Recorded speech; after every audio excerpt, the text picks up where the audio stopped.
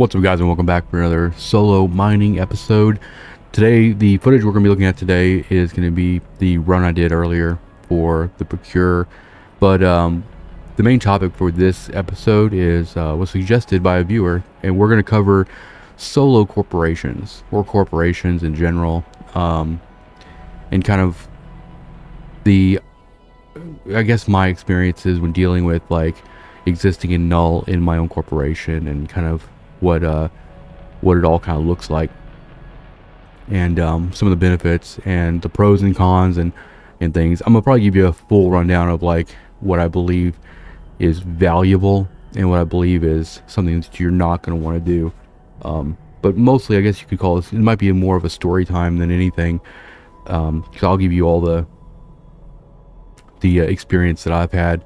I've been in my own corporation for several years now, going on 3 years actually, with absolutely no desire to join another corporation. I mean, the alts that I have in my corporation now, some of them have gone to other corporations to operate in null for a time, but like my main and a lot of the alts that have been around for a while have been in this corporation and, you know, just kind of hang out. The reason behind all of that is that I just kind of like the freedom, and also my situation in Eve is a lot different than what most people will go through, and a lot of that has to do with the fact that I am a content creator. I do respect things like OPSEC and things like that, but I guess just kind of start at the beginning. I didn't have my own corporation until I essentially broke away from the nullsec alliance and corporation that I was in. I just wanted to, at that point, just go solo, because I was pretty much already playing solo anyway. I've talked about this in other videos and stuff, but once I made that corporation, then I just kind of stayed in that same alliance. They made me, you know, create a high seg variant for recruiting, but I had no intention of recruiting, and eventually left that alliance. And I left that alliance and went back to, actually no, I didn't actually. I stayed in the same region actually, and just subleased in a another system with you know, for a corporation that I was renting, and just kind of helped them out with some stuff. And I at one point I rented a system myself, which we'll talk a little bit about renting and all that, and my thoughts on it, and how you can just be smart about it, and how being in a solo corporation, your expectations seem to be a lot different than what a lot of other corporations are doing out in null. But the bigger thing is, like, the utility of having your own corporation is probably the biggest benefit for me. So those benefits are things like corporation hangers. Corporation hangers make it easy to for all your alts in your corporation to access things. You can organize stuff, and you have control over the taxes. So if like you're an NBC Corp, you know, it has a fixed tax rate, or if you're in somebody else's corporation, they could jack up the taxes for whatever reason. And now that there's LP tax, that's another thing. So my corporation runs 100% tax, and that allows me to, any bounty from PvE that my alts do, any product discovery, all that money just kind of goes straight to the master wallet, and that just allows it to be in like a centralized location. So having the just having funds, and like, you know, no matter what tune I'm on, I can kind of watch and see how the corp wallet's growing every day. And also, if I'm on any tune and I randomly need funds for something that I didn't expect, I don't have to log that tune off or log another tune on and, you know, move stuff around. It's kind of all there. So all my operational costs like hang out in the master wallet. But the very, very important thing about solo corporations is you do not need a structure. By having a structure, like, and if you're not in an alliance and you have a structure, then you are able to be war decked, which means that somebody can just war deck you, take down your structure, and if they don't take down your structure, they'll just extort you and chase you around and cause problems. Now you can do, like, you know, holding corporations and stuff, but that's just, there's no point in a solo corporation having a structure. If you're in an alliance, then you're going to get war decked anyway, regardless if you have a structure or not. But then you're probably going to be in null sec, and I'll explain that.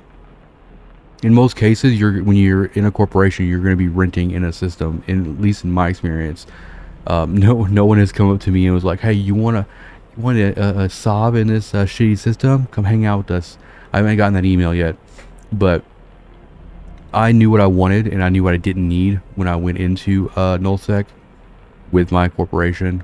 And the alliance that I went with didn't care if I was a solo corp. I mean, I've had enough history working with leadership in that alliance that they kind of knew that I knew what to expect, and I kind of knew what I was doing. As a solo corporation, you're not going to be like other corporations going out there and getting a nice system that has like ice and a bunch of iHub upgrades and is in a good location. Those systems are going to run a lot more expensive a month. And other corporations are dropping their own structures and all this yada yada. I didn't need any of that. I essentially rented the system just so I could be a null, and I didn't really operate in that system.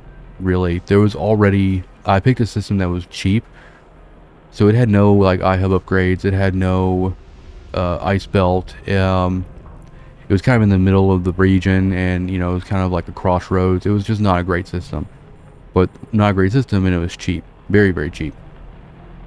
And so it was basically just like a way for me to meet one of those requirements. They'd already had an Osterhaus, and like the moons on there had Athenors on them. Pretty much all the alliance controlled Athenors for the moons. So that's all I needed. And like I had, if I needed compression, I could bring out mighty command ships and stuff. I didn't really need the Athenor to be rigged or have the reprocessing plant turned on. I didn't really need that.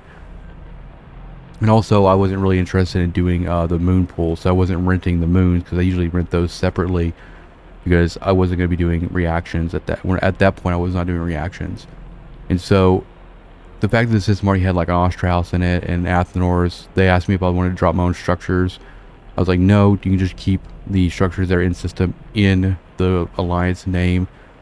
That way, if those things get timered, if they get pinged, then it's not me getting pinged, it's like the alliance getting pinged, and like I'm not really overly worried about it. The only thing I actually dropped in that system was a pause, and just so I had like a place to chill, because at that point I was actually doing more PvE than mining.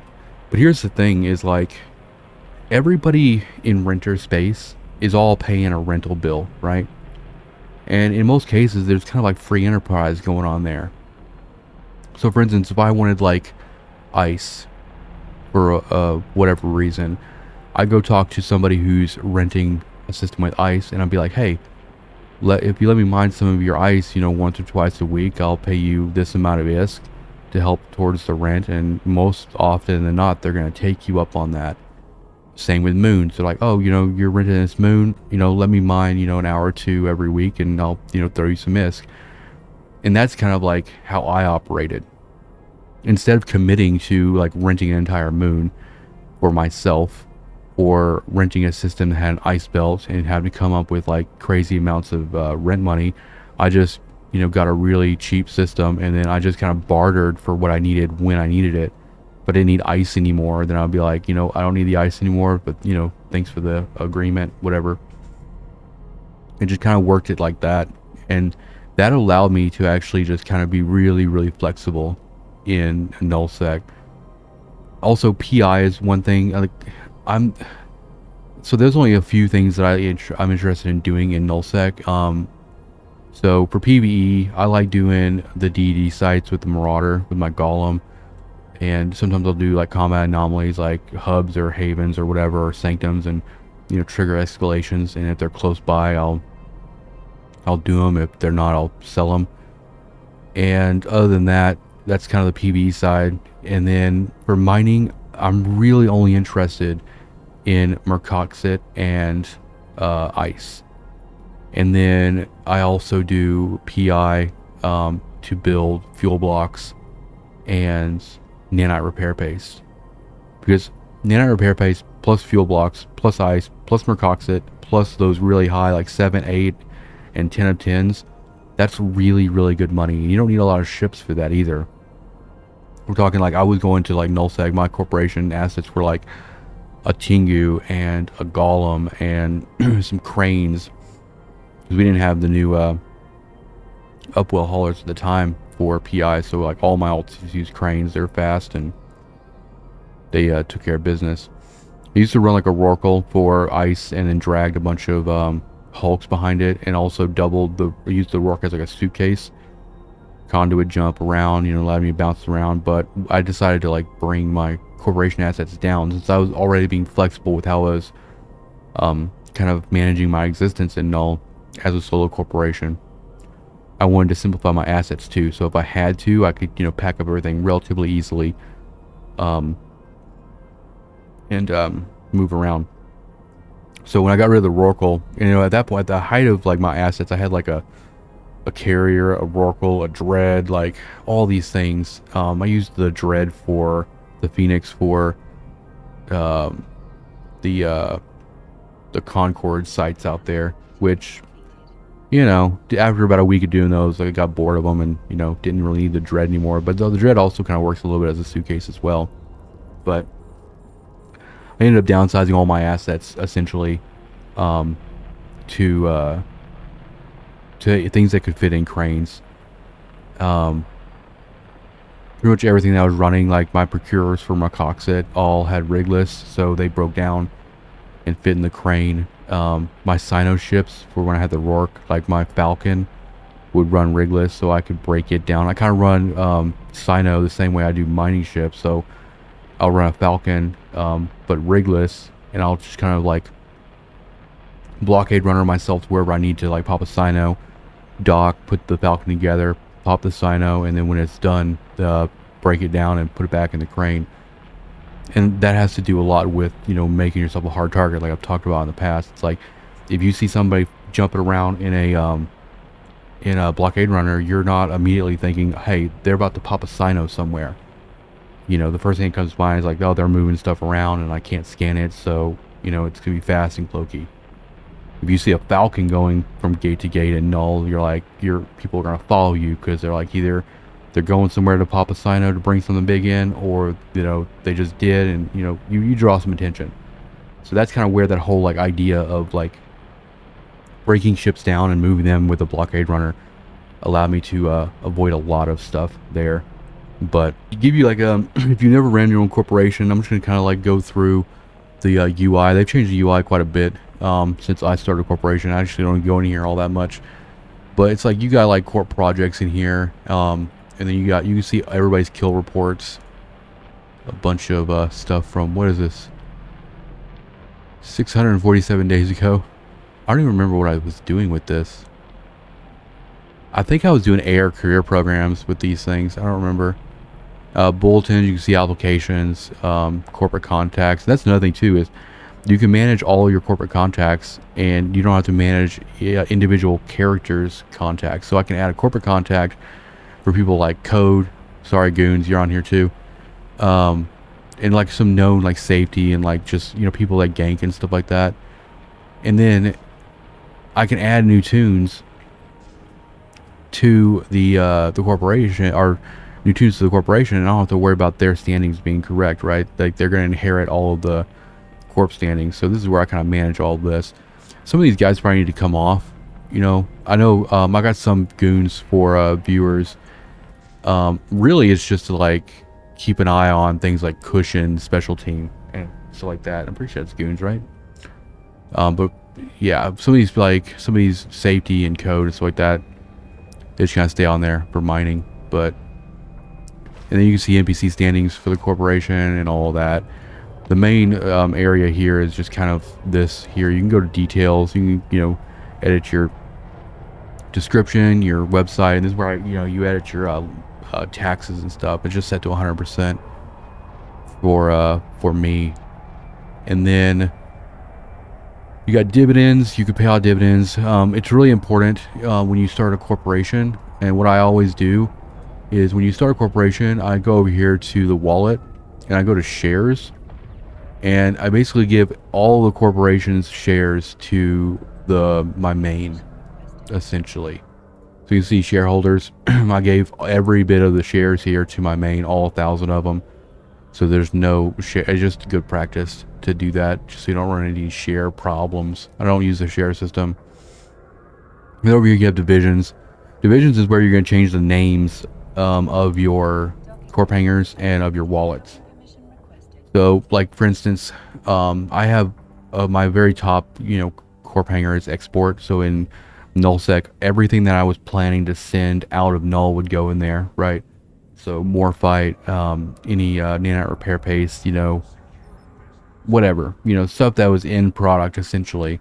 And then I had a mining hold, so anytime anybody was mining, all the raw ore would drop into mining hold, and then I could bring in the reprocessing tune or the refining tune and kind of process all that stuff. But it gives you like one kind of spot to put all that kind of stuff. And then I had planetary industry, all PI. That just made it really easy. Every time I go out on alt and pick up their PI, instead of doing it through trade or contract, I would just drop it all here. And then regardless of who had process planets for whatever stage of my PI, they had access to everything there. Ammo, where I'd keep like missiles and stuff for like the Tengu and the Golem and stuff like that.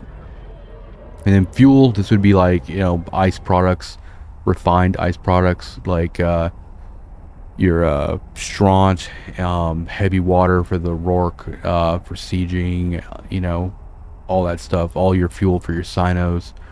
And then Sino is basically just like the pieces of like the Venture Sinos. You don't want to construct the Sinos until you kind of get them on location. This was really useful when I had my own jump freighter route. So I was making my own Ventures, I was making my own Sinos. I had all my own Liquid O, but Liquid O would go up in like the fuel there. But if my jump freighter was about to go, down the route, I would just grab whatever Sino pieces I feel like I needed to restock, and they were all in one spot. And then assets was just like a catch-all. I'd throw ships in there. If I was needing to push a ship over to another alt or whatever, I could, throw stuff in there. Just random stuff, different fit stuff for the mining ships and whatnot. Now, the last part of this is like all your division names for your wallet.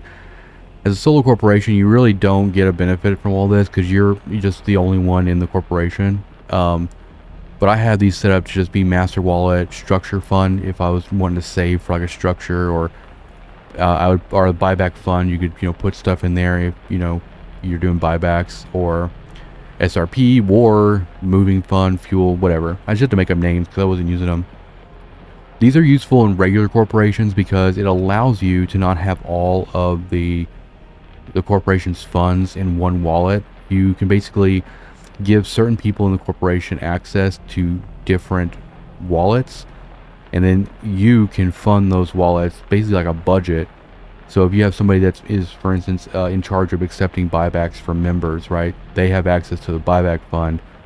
So when they go into the corporation contacts, they can, when they accept those contracts as corporation, comes out of the buyback fund. Or if you have somebody that's in charge of paying out SRP, or someone who's in charge of paying the war bill or logistics, or the guy who's fueling stuff or whatever. Fuel fund is basically like just if we had to like supplement fuel blocks, we had funds to do it.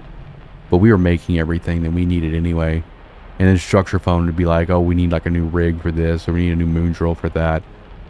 But in my personal opinion, I would just always use the master wallet because I was the only one in the corporation doing anything, so I didn't need to delegate essentially. And so that's where all that is. And then over here is like administration. This is where you get really into the weeds, where you can like make roles, and then you can manage roles and assign different tasks for everything. This is a really detailed. This back end used to be really hard to work with. They kind of made it a little bit better here, but also like this code right here. So if you actually look at my corporation tag here, you can see my title is red. It says CEO, and you'll probably see that on a lot of people's like corporations where their roles are different colors. That's how you do it. It's basically like HTML, but it's like color equals, and then it's like the hex code, and then whatever the role name is, and then you basically do a close tag for color, and so you can actually kind of add different colors to the roles, which is fun and everything. And then like you could set each role to be like a fitting manager or a diplomat or all that crazy stuff. But here's the thing, I just set all of my tunes to director. Director is basically just as good as a CEO. They can access all the corp hangers. They can access all the wallets. They almost have all the power. So whenever I add one of my alts to my corporation, I just boom, make them a director. That way I ain't got to worry about it. If there's an alt maybe that you don't want to have access to, like the corp wallet or a certain hanger, then you could fiddle around with it. But I don't worry about all that. And also in here, you can go in here and look at applications that people have applied to. And also you can make a corporation ad if you want to make like a recruitment ad or whatever. But you're a solo corporation, so no recruits here. None at all. And obviously like down here you have, let me pull this out. You can't see it because of my camera. But like you have your corporation chat here as well. And this can all be customized as well. So you go to channel settings. You basically just change, the message of the day, put a bunch of links and stuff in there. I mean, it works just like any other, chat channel that you customize. If you ever mess with that, it's a non-closable thing if you're in the corporation and all of that. So I just kind of keep it pretty simple and whatnot. But in terms of like renting and going into null, I think there's options. Like if you want to have your own corporation and you want to exist in nullsec, there are places that will take you. You're probably going to have to, give them, they're probably going to have to know, if you're a solo corporation, you're going to have to know what you're doing. You're going to have to know what you're getting into, and you're going to have to know what you're capable of and what you're not capable of, right? So just be prepared for that. It's just, like for me, when I went into null, I knew exactly what I wanted. I knew what I didn't need. And, I had been with that, I'd worked with that alliance long enough that they knew, kind of my history.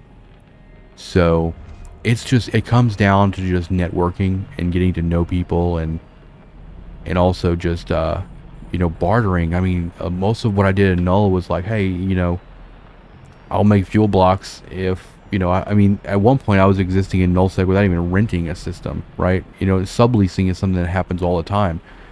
Like my buddies, rent out in null, and like when I would go out there, I would just, with my corporation, I would just pay them a little towards their rent bill and, take care of whatever I needed to take care of, whether it be like PI or some mining. And then I would just in exchange help them out with, building fuel blocks or, jumping stuff around the region and, completing courier contracts or whatever. It's very much a barter system out there, especially in renter space.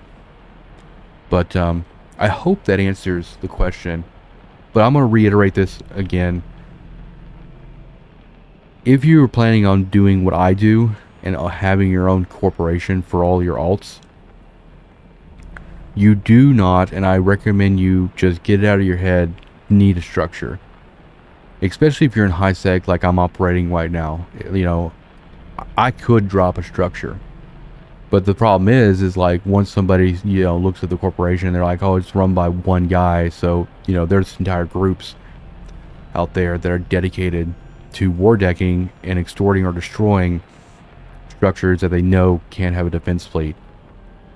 And I don't even really care about all of that nonsense. It's just, I don't need a war deck to worry about on top of everything else, right? I get pretty much everything I need. The only benefit I would have of having a structure would probably be like access to moon. But really, I don't need access to moon because I'm not doing reactions. So I don't really need the byproduct from that stuff.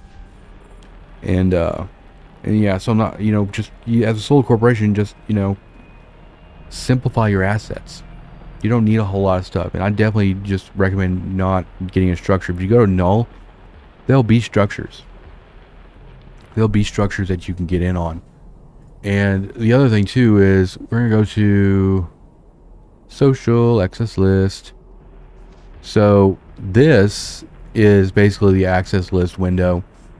So your corporation is going to get one of these. And so for instance, if we had our own corporation, and I've done a video over our uh, structures and setting up AC access lists and all that. But essentially, what this is like, if we assign the zero ROI access list to like an Athenor, then it essentially gives the entire corporation here able to dock and stuff. You can go in here, you can drill down, you can allow certain, certain groups, certain access to different services. I also have another access list here. It's just called Zero. This one is not tied to the corporation. This one basically has a list of all of my alts, and this access list is tied to a bookmark, a shared bookmark group. So essentially I can place bookmarks on one tune, and in 2 minutes everybody, all my alts, no matter who, as long as they're on this list, they'll see it. That way I don't have to manage a bunch of bookmarks on everything. None of my characters actually have bookmarks in their default folder. Everything is done on the shared folder.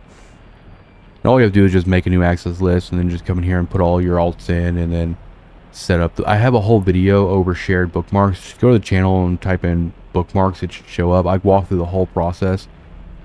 That's not really associated or related to like solo corporations, but it does help. Especially if you do get to a point where you are putting in your own structure. Being familiar with access lists is going to help you a ton, because when you start getting into like maybe dropping your own, well, customs office is not really, but if you get into like dropping your own skyhooks or whatever, and where those require access lists as well, POSes, access lists and all that stuff, you want to kind of know some of that stuff as well. And you have, like for POSes, you have to be able to, you have to have the certain, you have to either be director or you have to have the actual structure role in your corporation to drop POSes as well. But if you're going to get into solo corporation, you can just dig through all those roles, and they're pretty self-explanatory. But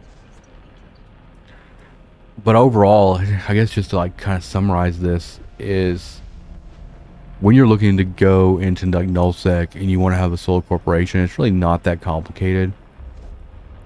I mean, if you're going into renter space, just be prepared to, if you want a good system, they're going to tack a premium on for pretty much every cool thing that is in that system, like ice or certain upgrades.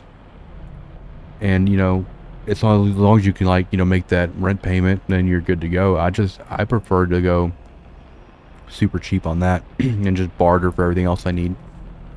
And a lot of renter regions have common systems that they don't rent. They're like common use for everybody in the area, where they're open for, some of them usually have ice. They're open for ice. They're open for exploration, scanning, and things like that. Sometimes I would just go and do those, like rent a cheap system that had no bells and whistles, and then go to the common systems and do stuff. The problem with the common system is it's kind of like ice and high sec. It's a very predictable location to find people. So I like to be a little bit more covert than that. So I usually strike a deal with one of the other renters or whatever. I want to go do more nullsec stuff, and I really do want to do more in-depth on all the stuff we've talked about in this video, and actually show you like the whole process. I think in the future, depending on what opportunities open up, I think that it'd be beneficial that if I'm able to get like Sov in a system somewhere in null, and do a lot of videos showing how to manage all that stuff, that would be very valuable. I've done all that stuff before.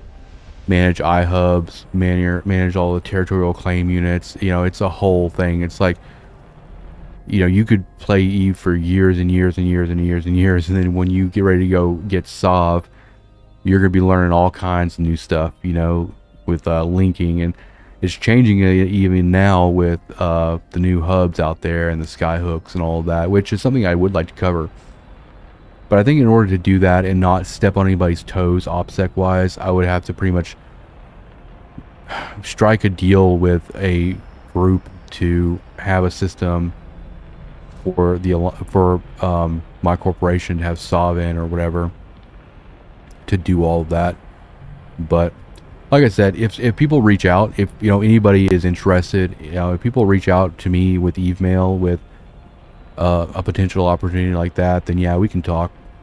Um, I haven't been in the mindset of moving out of my corporation at all for many years. If I go out to Null, if I hang out with a group in one of the nullsec regions, I'm gonna bring my corporation. I'll join your alliance, but my tunes are gonna stay in their corporation and stuff. But my experience in nullsec and my experience in Eve anyway in general is vastly different than what a lot of people go through.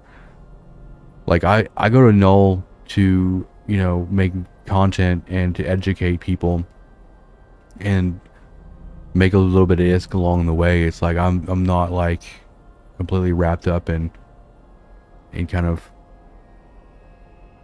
getting out there and making a bunch of I can make ISK just sitting in Jita and everything, so I'm not worried about it.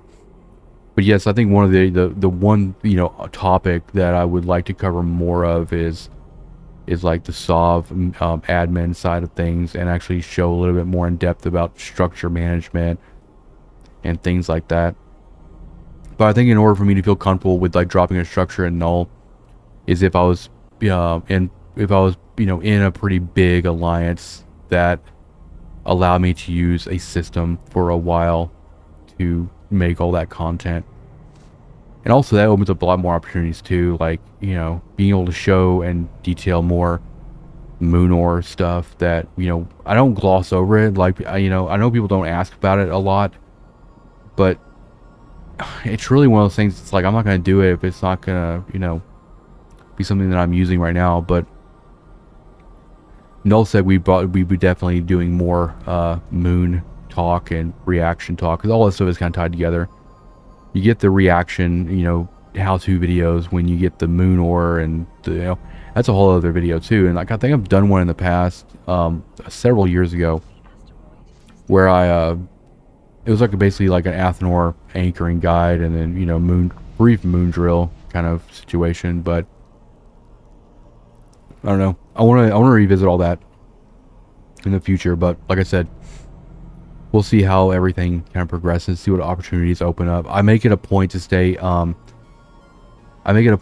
as unbiased as I possibly can in terms of like the nullsec politics in this game. A lot of that has to do with the fact that I am a content creator for EVE Online. I have viewers in all different major alliances, and so I try to just stay unaffiliated as best I can. So that's a main concern for me. OPSEC too is a major concern for me too. When I've operated in nullsec with my buddies, I've done my best to like keep their location and their whereabouts in concealment, because I'm only coming in for like a month or two doing some content, and unless they want PvP and they want a beacon thrown up, I keep everything on the DL. But anyway, that's pretty much a rant. There's a lot more that goes into the solo corporation talk, a ton.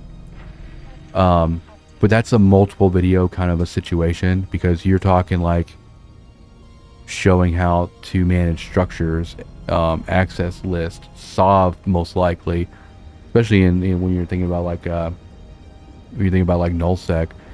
But even like managing access lists, customizing all the services in a structure, anchoring a structure, turning on a moon drill, anchoring a POS, like all that stuff. Those can all be like, I could basically make an entire series over over corporation admin and stuff like that. But maybe one day. That's gonna be it for this video. Thank you guys for watching. Hopefully I answered some questions. If not, maybe gave you some insight, maybe gave you some stuff to think about. But thank you for watching. Hit that like button, make sure you're subscribed, and check out the Patreon. I'll see you in the next one. Peace out.